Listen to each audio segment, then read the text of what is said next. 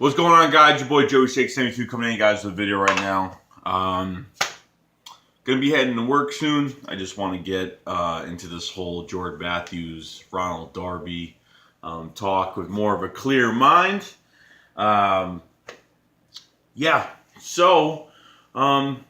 of all, I just want to say good luck to Jordan Matthews on his future with Buffalo or wherever else he goes after that. Could be back here. Who knows in the future? The one thing I could say about Jordan Matthews is that he was a pro's pro, a hard worker, and was never in the financials, and the money was never the first thing. It was always about playing football and just getting better every day. So now we get to Ronald Darby. We gave away a third-round pick. At the same time, the reason why we gave the third-round pick is because he's still under contract, which means he still have 2 years on his contract. If he only had 1 year on his contract, it would have been a lower pick. We would have gave maybe a fifth, a sixth round, something like that. But since he's more to them, he is more valuable because he does have a 2-year span on his contract right now, 2 years left. They wanted a nice pick with that. So giving away the third-round pick, it was kind of to me. Didn't really like that too much, but at the same time, I think we can get that third-round pick next year. We don't have a second or a third, but we have 3 fourth-round picks to get back in conversation. So Ronald Darby, he's a high-caliber corner, is what I've seen. I've actually seen this guy before. I just didn't remember him as soon as the signing.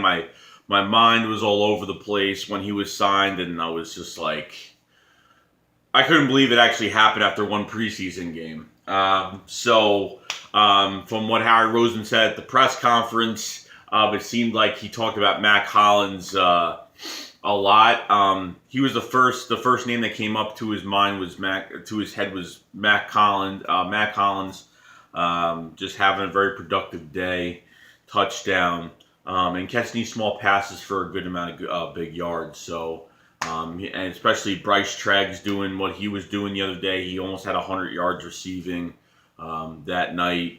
For the first preseason game, and if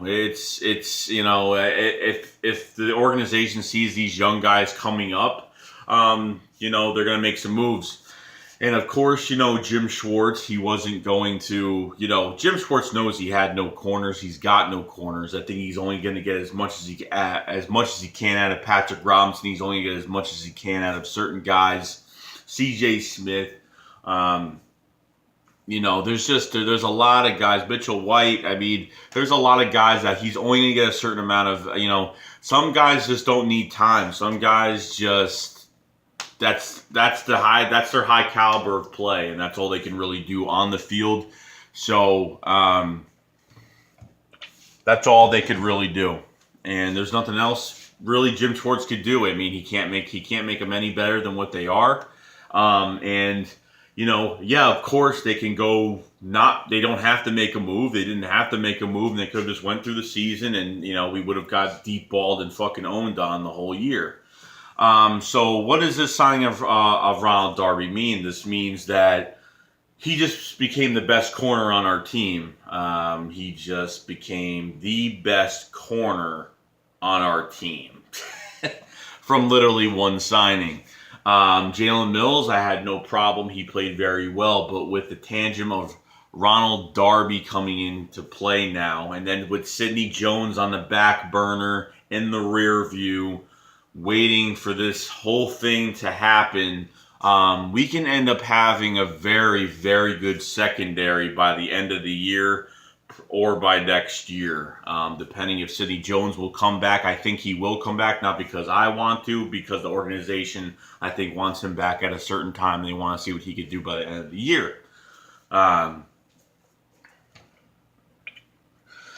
So that's what you get. I think he dropped, Ronald Darby, I think, dropped about 4 wide open picks last year. Had a down year last year, a sophomore slump, but still played decent last year. His rookie year played amazing. I think, I think he had 2 picks last year, but he had over 100 tackles. I think 21 pass deflections his rookie year. So he still he over the 2 year span, he's still doing very well. I think he quoted today that going to Philly, it's a blessing. It was a blessing to leave Buffalo. They said they had a good scheme fit. He just wants to go on the bigger and better things, and I think that Darby knows now about this defense now, especially with Malcolm Jenkins and Ronnie McLeod as the safeties, and he knows that this defense needs help at corner, and they're only looking for a few guys that are going to step up and do something. So him coming to the mix just made him the starting cornerback of the Philadelphia Eagles on the outside, I'm presuming. Of course, he has faced all the top threat wide receivers in the league. Odell Beckham Jr., Dez Bryant. He's faced Julian Edelman. He's faced a whole bunch of guys, even very quick slot corners. So this guy came from Florida State. Alumni, and he ran a 4.3 at the combine. And he's quick. He's a very, very fast guy. So, in a guy like Rasul Douglas, we have a guy with a lot of major length and size, but not too much speed. Now we have a guy that doesn't have much size and a lot of speed to cover whoever needs to be covered. But at the same time, a lot of people are talking about his size. He's too short. He's only, 5'10", 5'9", I think 5'10". But at the same time, from his stats and what he's been doing, he's a very athletic guy. He could jump high. He's a ball hawk. He could slap the ball out pretty easily. I mean, 21 pass deflections in his rookie year is a good sign, especially for a cornerback. There's other positions where your first year stats don't really matter too much, but as a cornerback in this league, it's one of the most important positions in football, where guys get paid a lot of money to cover the top wide receivers, just like the left tackles or the right tackles get paid to protect the blind side of the quarterback. That's why these guys get paid a lot of money, because they're the harder positions to play in the league. The 3rd round pick was, I was like, I thought. I think someone else mentioned, I thought we received a 3rd round pick. I thought there was maybe some trade. I thought there was a trade with maybe pick swaps, but no, it was us giving a 3rd round pick. Started out with the Bills trading Sammy Watkins to the Rams. The Rams give away a pick. I don't know what happened. I think the Rams gave a pick away, and then I think they just want to get some picks for next year's draft. Which led Jordan Matthews traded to Buffalo, which led Ronald Darby coming to Philadelphia. Not against. I think it was just, I already knew Jordan Matthews was going to be off this team in a certain amount of time. I know people are saying, nut the fuck up and, thank God he's off the team. But at the same time, he's done a lot of good things for us. And you can't just disrespect a player, after leaving. We've disrespected players which deserve to be disrespected when leaving Philly, but he was one of the guys where he was a pro's pro, put as much heart into the game as possible, and unfortunately, we didn't have enough weapons around our quarterbacks like Sam Bradford, and we didn't have enough weapons at the time to where, Jordan Matthews would have a little bit of help like he did his rookie year and did absolutely amazing.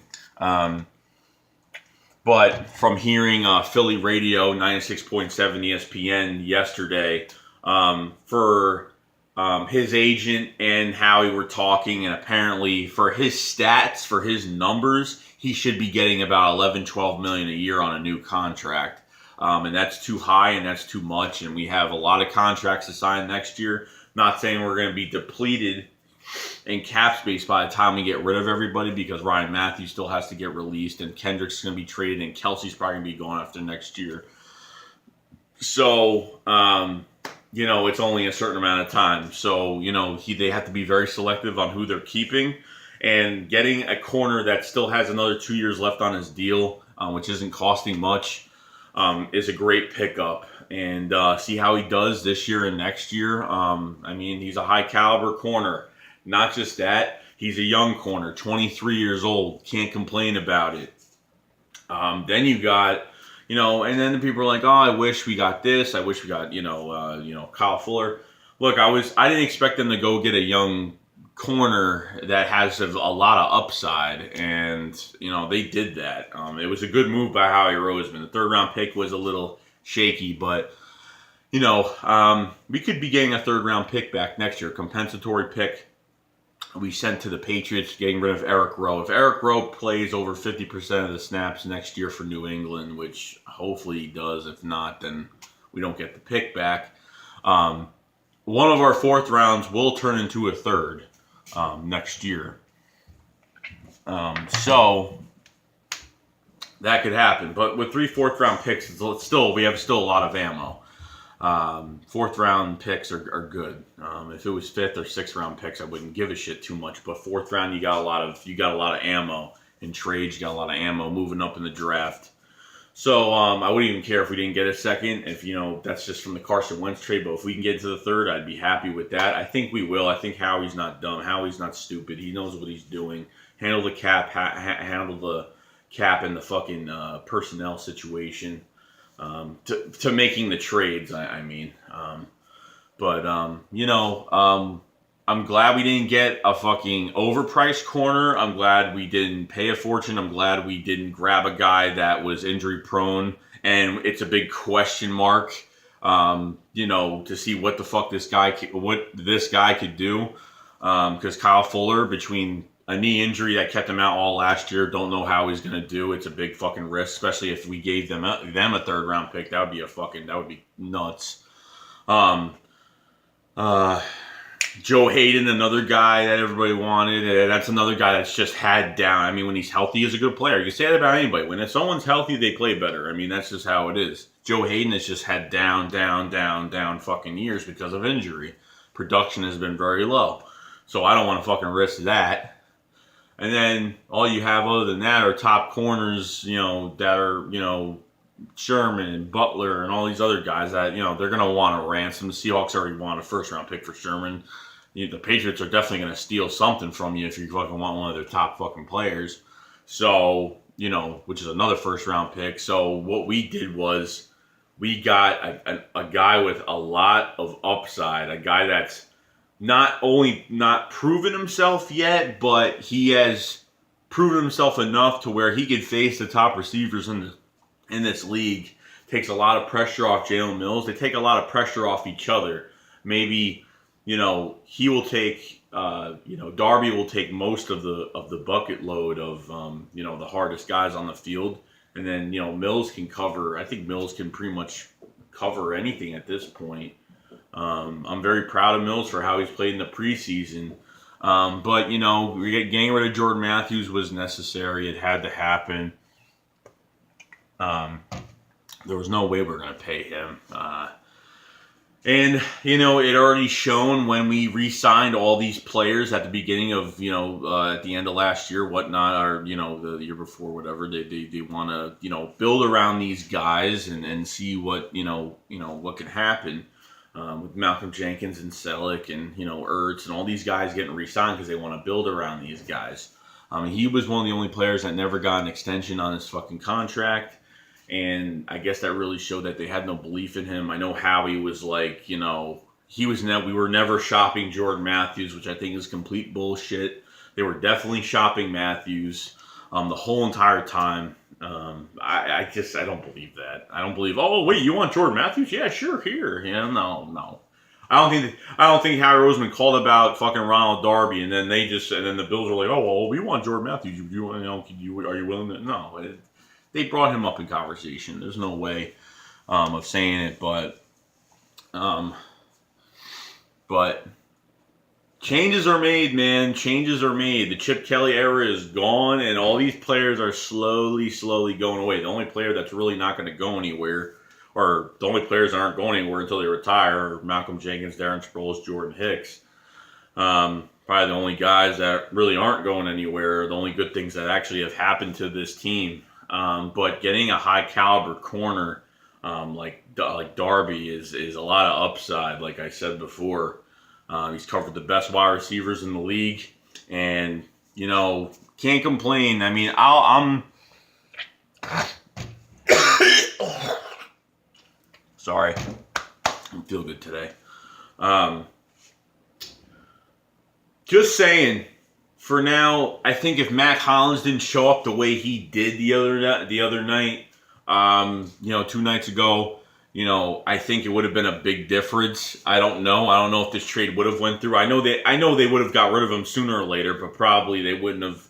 I don't know if they wouldn't have got Darby at the end of the year, because then there would just be one more year on his contract, and then they would have to give up a pick, but a fifth, a sixth, a seventh round, whatever. But Jordan Matthews would have been gone, and getting Darby now is going to be it's very relieving, because now when you look at the big picture, when you see Sidney Jones coming back, a huge difference can be made. I mean, this should be a brand new secondary. Then what they got to do, which we're not going to get into it, but, they'll add a few. They need some depth pieces, later on. They need some depth pieces. They'll need someone to replace Malcolm Jenkins in a few years. You know what I mean? So give it time. I mean, we got to keep everybody. We can't the time of overpaying for corners and the time for getting corners that are not productive but still getting paid is too much. For old corners and corners that have good years, and overpaying, like AJ Bouye, something like that. I mean, we were just desperate. We were just like, let's just go fucking get somebody, bring them the hell in. But I'm glad that the Eagles were smart, because we can't win everything in 1 year. We can't win everything in 1 year. And that's just how it goes. And, no Super Bowl, no nothing. Playoff win the fucking division this year, and let's just go with it. Let's move forward with it. But with Darby, I mean, a lot of positive feedback from the fans, a lot of positive feedback from rival fans. Darby on this team is already set up one side. He's a corner. He could do it all. So, I mean, one guy was like, oh, well, you gave up a whole lot to get one. Gave up a whole lot. We gave up a whole lot. We gave up a third-round pick. Whoop-de-fucking-do, a third-round pick. We still got our first-round pick. We got 3 fourth-round picks that will get us in the third round.